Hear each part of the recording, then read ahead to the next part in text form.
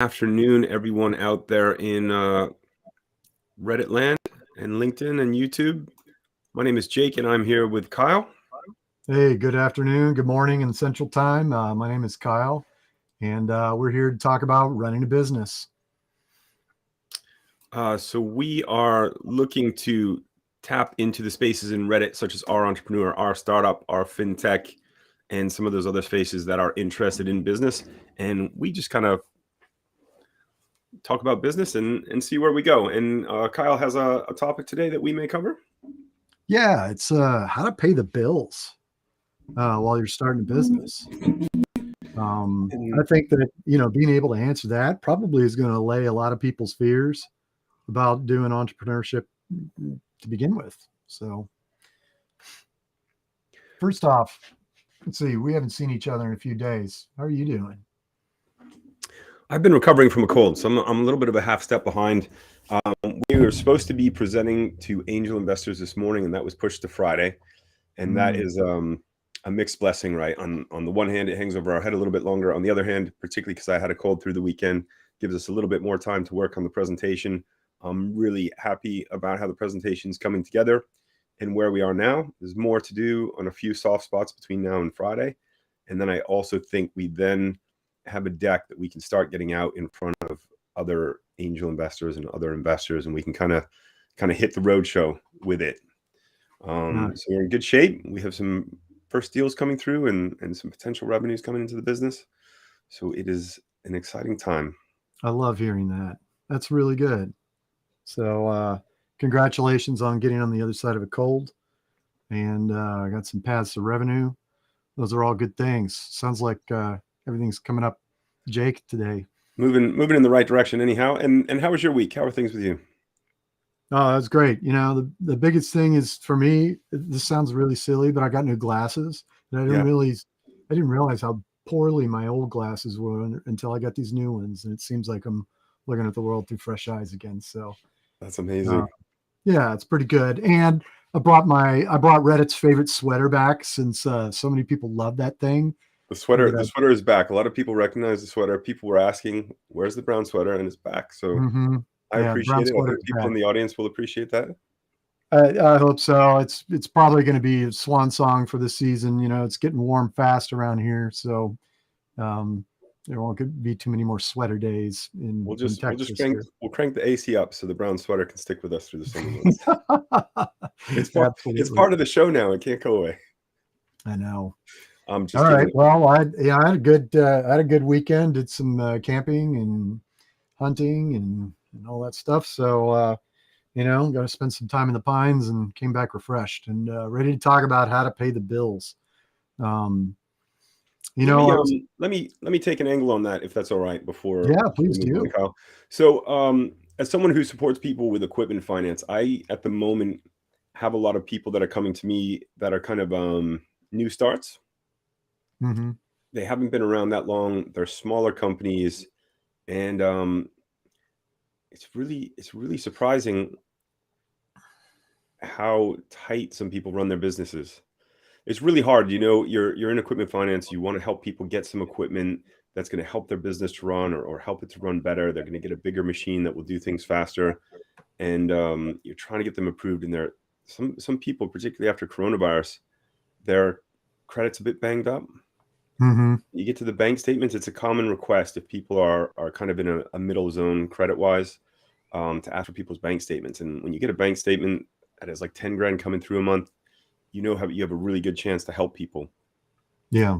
You get a bank statement through that it's like has a negative balance. And That can be hard.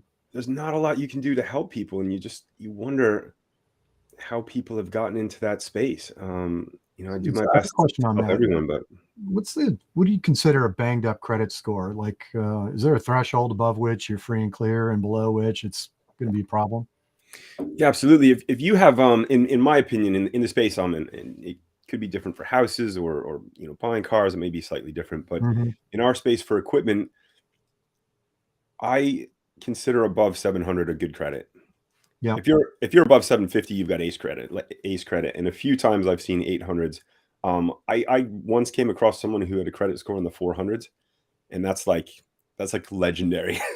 Yeah, it If you're is. in the You have to 400s, work to get it that you have bad. to you have to almost put effort into having a credit score that low. Yeah, you need But to screw everyone around you. I regularly see people from 500 to 650 because again we're supporting construction equipment, and some of these guys have had a tough go of it. They're busy in the field every day trying to run their businesses. Yeah, They're great at building houses. They're not always great at doing the books or collecting money from customers.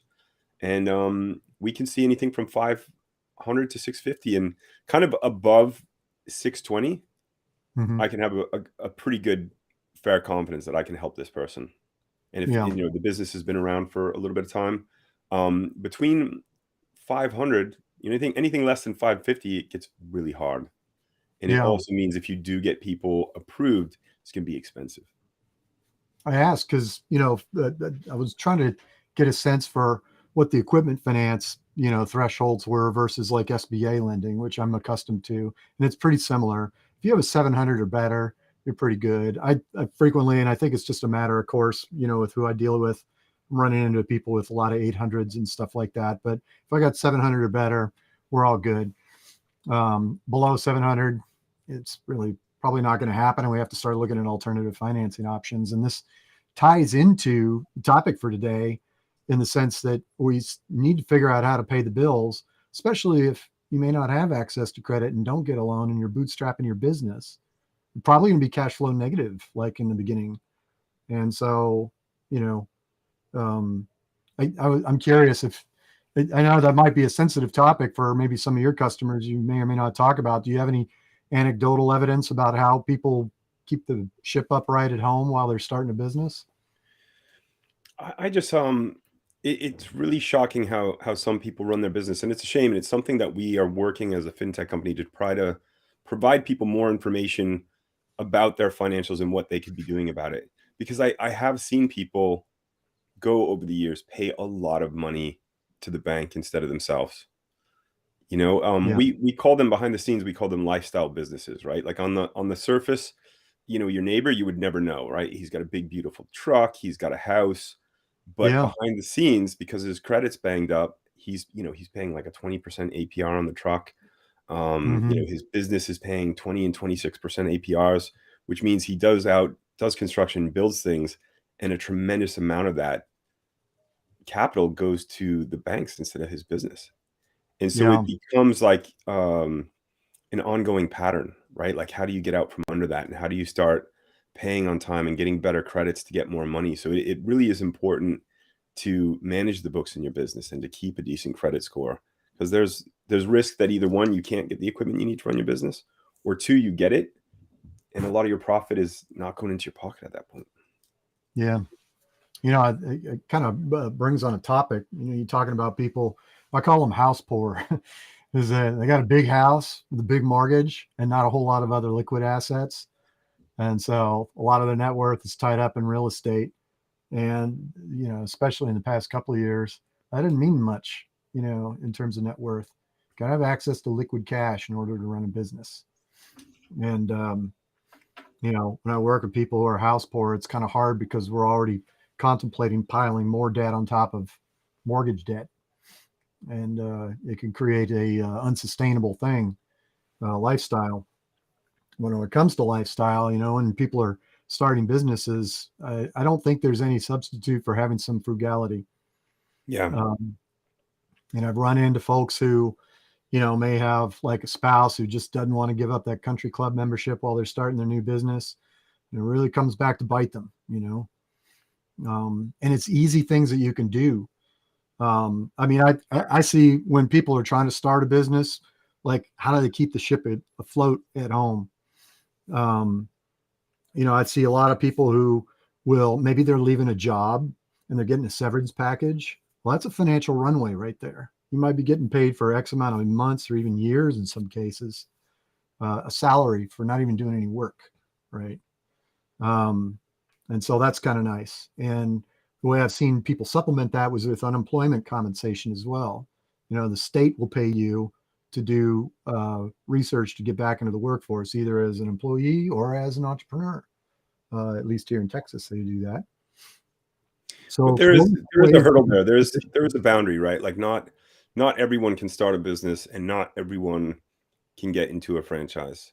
There's there are some businesses, but there's not that many that you can get into for a super low overhead. Yeah. I mean, I think that's why a lot of people get into marketing and creating websites, right? Because that's something that you can do based off your skill base. You can do it from home. You can do it on the internet. You don't have to, like when you build a house, you've got to invest in the lumber and the truck to be able to build the house. Yeah. But if you're What building you're someone's talking about website, there is gig work. It yes, flies in the face of the E-Myth Revisited, which is don't do the technician's work if you're going to run a true scalable business where you can build wealth. But you know what? That's a great step. I mean, I'm not going to diss that because you can do a gig, you can do websites, you can do art marketing, you can do tech stuff that people will gladly pay others to take off their plate. That can pay the bills. But until you're out from behind the technician's desk doing that work, you're constrained by the amount of hours and the dollars per hour you can charge. It becomes a lifestyle business. yes. And so, what is that book that you held up? The E-Myth? Yeah. This is a book that I keep on my desk. It's called The E-Myth Revisited. It's by Michael Gerber. And I think there's a lot of stories in here. One of the things that resonated with me is that he posits that there are only three roles in any business, no matter how big or small. You're either a technician, you're doing the work, you're a manager, you're managing the techs, or the entrepreneur. You're guiding the strategic direction of the business and giving marching orders to everybody else. Now, as you're starting a small business, you might be wearing all three of those hats. But if you want to build scalable wealth, you need to ditch the technician hat first, and then eventually ditch the manager hat so that you're focused on the strategic direction of the business. And that's where scalable wealth is built. I think that's really that's really an interesting subject to me, because I think it's indicative that there's a lot of people, once they get into a business, that want to control everything. Oh, yeah. Or that have this kind of, there's this mentality that, like, if there's a problem, I have to work myself to death to fix it. Mm-mm. And I think what you're hinting at, and what I kind of see a little bit, is that there's some people that aren't as good at delegating. Yep. They think they're a landscaper, and they think they're going to make more money if they mow a lawn 80 hours a week, rather than focusing on marketing and books and hiring someone who can do that for them, so they can leverage their time. And I see some of those companies as ones that get stuck. They make good money from it, and it's not to put them down. They work very hard. They make a lot of money from it, but there's some people at the edges that kind of work themselves to death a little bit, and they Yep. never scale. They can never get past that kind of like 80, 100,000 top line per year. Yep. They don't get in that scalability space, which I think you're inferring. Exactly. It's exactly what I'm inferring, is that there's a limit to what you can do as a self-employed person. And it is a great way to dip your toe into business ownership.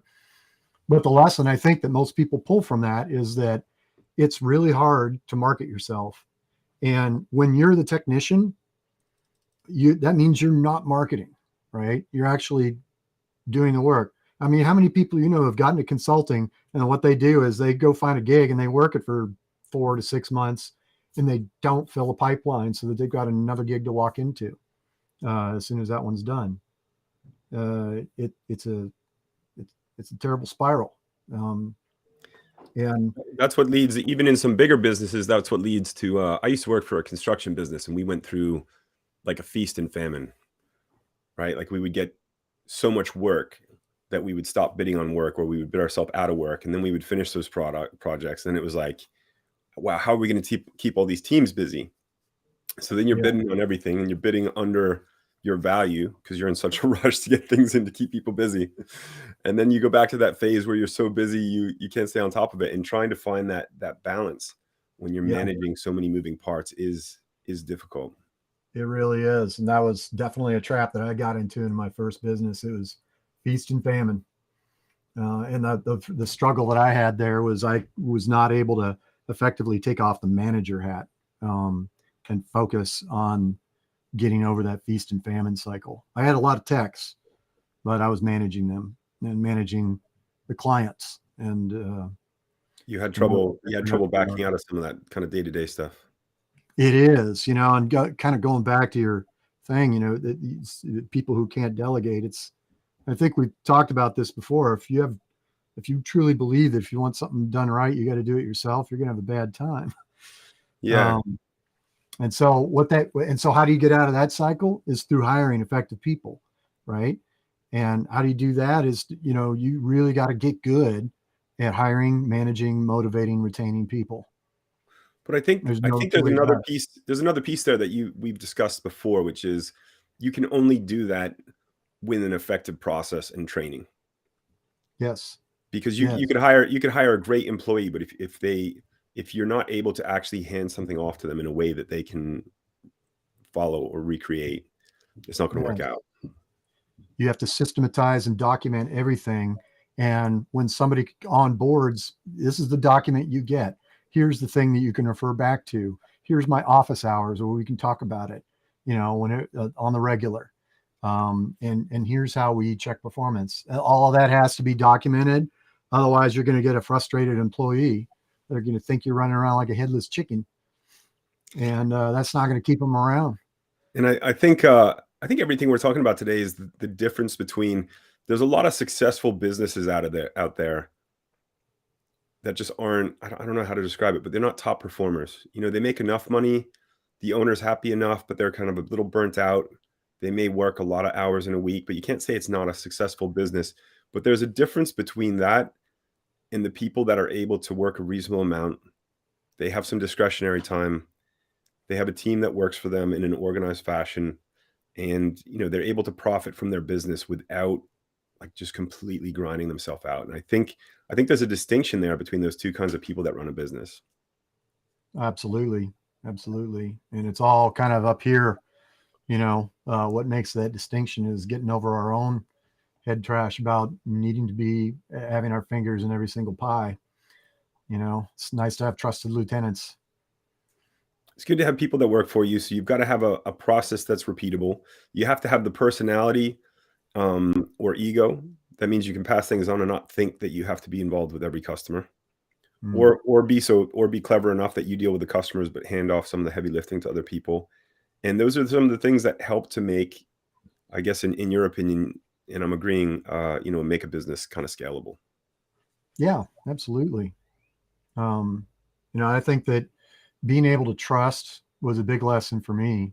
Being able to trust that, yeah, I hired this person. I have felt good enough about the process of vetting and onboarding a new employee and good enough about the systems that I gave them that they were effective in their work, right? I gave them clear direction on, hey, if you run into a problem, come to me and let's talk about it, right? And let's figure out how to get over that hump. And, building that trust is kind of a big deal. It allowed me to not feel paranoid if I'm going in front of a client and there's a problem, one of the things that I could eliminate was that, well, we're doing our own housekeeping internally in terms of making our employees effective. So, I want to be able to naturally nix that and say, okay, if we're running into an issue, it must be something else. It brings confidence when dealing with clients. Yeah. I worked at a company previously that they had a specific benchmark. They wanted whatever you made as an employee, this was in sales, they wanted to profit at least 20% off of whatever they paid you. So if they were paying you $100,000, they needed to make at least $100,000 to pay you, but they really wanted to make $120,000 so that they paid you plus got $20,000 profit per kind of employee. And that was kind of at a minimum. Like if you fell under that, then you were, if you fell under 100, you're probably gone. If you fell under 120, you're probably at risk. But that was at a minimum. They wanted to profit by about 100,000. Yeah. And that's kind of a cool benchmark. And I had the last job I ever had, it was kind of like that. I knew how much I made. It was a good bit. And so I knew how much revenue I needed to generate or how much I needed to increase the existing revenue I was in charge of. And then we had this other benchmark called revenue per employee. There are some people like in the engineering team and the support people that they do not generate revenue, right? They cost. But we need to spread that revenue across all the employees. And that's kind of an interesting benchmark too. I'm kind of thinking about going back to like, how do you pay the bills when you start? How do you pay the bills when you start? So what are some of your takes on that? Well, I mentioned severance and unemployment compensation. That's for people that are maybe quitting a job or lost a job and are deciding to get into business rather than continue with their work. So that is quite likely going to be the situation that a lot of people are in when they get into business, is that they're leaving a job if they're getting into business for the first time, right? So if you can have that, that's great. If you have a spouse that's working, that helps a lot. I run into a lot of people who do that. Some folks try to look at businesses where they can actually keep a day job. That's a lot harder, quite frankly. It takes a very special person to be able to hold a full-time job and run a business on the side. They have to be a management expert, and they're Let's real good at time management. let's talk about a key inflection point on that, and that is young children. Mm-hmm. It is much easier if you don't have the investment in a business to start with, and you've got to worry or some concern on how to pay the bills in that first 6 to 8 months as you're building revenues. It is a much harder thing to do with young kids. So Absolutely. it is when you're younger and you have more energy and you don't have kids, it's a time that you're much more versatile and flexible, and you can deal with less money to make sure you pay the bills for that 6, 8, and 8 month period. Doing that when you have particularly like young kids, like 1 to 5-year-old kids, it feels a lot more risky to take on something like that and try to pay that period with a family in tow. So Yeah, I get that. you've I got to started think my a first lot about business your when my personal wife was situation. pregnant. Yeah, it's every business I've done, it's always been, there's either been a pregnancy or a kid around, and it feels weird. And and I've resulted to other things, like you can live off your balance sheet, basically live off of savings. So if you're planning to run a business, you need to save money and get rid of some assets. Like, I've had great purges in my life. I had the great purge of, I'm not going to mention them. Well, the purge of 2006, the purge of 2009 and 10, the purge of 2016, in my life, where I'm just like, I'm taking stock of everything. I'm like, I got a lot of valuable things. I need cash right now, and I'm going to sell some of that so I can finance a new business venture, or at least pay some of the bills while I'm building something, I think it's not everyone can do this, and so I don't want to be exclusive. But if you, in my opinion, if you are a good business person and good at marketing and you're presentable and organized, there's probably either some other business people around or family members that you can go to try to get some money for upstart of a business. Yeah. If you have a good concept and you're organized and you present it right, there's got to be someone, whether they're family or just someone who's already a successful business person that's around, that might be willing to invest in you. And I think Now, that's a stopgap before you get to a place. If someone's really, trying to start from the ground up and bootstrap and doesn't have an opportunity to get like an SBA loan, I still think there's some opportunities out there for people to oh yeah, make it happen. I've worked with 3 clients in the past year, at least 3. I can think off the top of my head that called on a parent, where a parent was like, "Hey, I believe in what you're doing, and I'm going to financially make a contribution. It might be a loan or something like that, but they're going to bring forward some liquid cash to help with the investment." I've also I worked think with there's people some who, people that see that as like a privilege, right? And I get that not everyone can do that. But if your parents, even if they're not extremely successful or rich or wealthy or however you want to categorize it, if they have business sense and you present something to them that makes sense for a business, there's going to be a return to them. yeah, I think a lot of people don't get that. They expect that someone's just going to invest because they are a family member or a son or a daughter. When actually I see it more from a business standpoint. If you present to them, hey, this is what you could invest. This is what that money is going to go to. This yeah, is why it's a good idea. And this is what the potential return to you is going to be. It's a much different kind of argument. yeah, absolutely. Because you think about it, if you have a wealthy parent, they probably weren't bad with money, right? So, and for this all to work, first, step 1, choose your parents wisely, right? Uh, Step 2, assume that they're good with money. If you've got a rich parent, assume they're good with money, present it as a business case, right? Otherwise, you're just Don't just charity. ask. Don't just ask. Yeah. Don't just be You like, know, hey, I want to set up a car wash. Can I have yeah. $5,000? You know? Yeah. That doesn't work, Because that person, even if you do get that money from your parent, that person hasn't thought through all the costs in the same way that someone else who's put pen to paper and has gone down like, this is how much the soap is going to cost. This is how many hours I can put in a week. This is what I'm going to charge my customer. That Yep. person is already going to be more successful. Yes. And I think that if you're showing seriousness, like if my son came to me tomorrow and said, with a formulated business plan, this is what I'm going to do. I'm going to do it. I'd look at it like a business person, but I'd also be happy that he's going down that path, and I'd be very supportive of him. I think entrepreneurship is in the genes. I think if you have a parent that's been an entrepreneur, started their own business, they probably already taught you a lot about that or talked a lot about that path and how they partner in a different way than if you had a parent that just worked a more corporate job. Yeah. Yeah, it is. I believe that. I don't know. My parents are kind of corporate people, but they're a different generation. I don't know. How about yours? My parents weren't corporate. My mom was a teacher. My dad did have his own business, but wasn't really an entrepreneur. And I just think that entrepreneurship is kind of addictive, and some people just have the natural personality where they just want to start stuff. And Yeah. some people learn it along the way. You started at a very early age. Um, Hmm. and it's its own kind of animal, that our entrepreneurship thing. Yeah, you really got to like work. I think is really what it boils down to, is that if you find the joy in it, then you'll have fun. But I think that comes back to what we were saying earlier, right? Like there's people that enjoy work, but then think that means working 80 hours a week. Like Yeah. every hour I work is more income, and they don't see, the cost of doing that.